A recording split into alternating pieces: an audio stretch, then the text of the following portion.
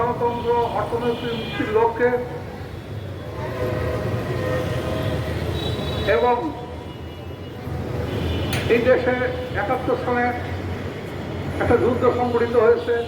দুঃখজনকভাবে যুদ্ধের পরবর্তী সময়ে দেশ স্বাধীনের যে লক্ষ্য সেদিকে দেশ না গিয়ে এগিয়ে বিপরীত দিকে চলা যখন শুরু করেছে, জনতা দল শহীদুল প্রধান মনে করলেন এই দেশকে বিপদে দিতে দেওয়ার কোনো সুযোগ নাই।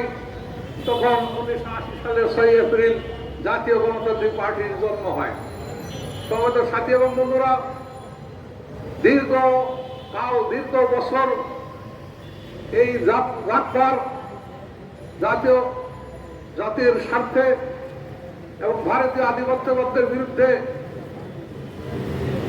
অনেক বৈরী অবস্থায় কঠোর আন্দোলনের মাধ্যমে দেশ এমন একটা জায়গায় পরিণত আসে যখন আওয়ামী বাকশালীরা এসে এখানে ফেসিবাদের জন্ম দেয়। পরবর্তীতে এই ফেসির শাসিটা আবার আবির্ভূত হয়। গত ১৬ বছরে দেশ থেকে একটা ফেসিবাদের রাজত্বে পরিণত করে।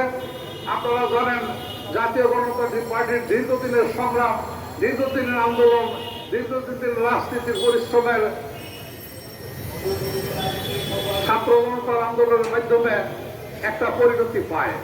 সেই পরিণতির পরে আজকে দেশে এমন একটা পরিবেশ সৃষ্টি হয়েছে, আমরা চাইলে সকলে ঐক্যবদ্ধভাবে এই দেশটাকে মিলে বিরোধী একটা রাষ্ট্রে, স্বৈরাচার বিরোধী, ফেসিবাদ বিরোধী একটা রাষ্ট্রে পরিণত করার সংগ্রামে লিপ্ত হল। আপনারা জানেন আওয়ামী লীগ নির্বাচন আধিপত্যবাদের নির্বাচন সাথে আজকে আওয়ামী লীগের ভাষায় যারা কথা বলে আওয়ামী লীগ হতে চায় তারাও নির্বাচন এবং এই নির্বাচন আন্দোলনে যাত্রা আরো শেষ পরিণতি পর্যন্ত আন্দোলনে থাকবে এই প্রতিজ্ঞা করে আপনাদের সকলকে ধন্যবাদ দিয়ে আমার বক্তব্য শেষ করছি।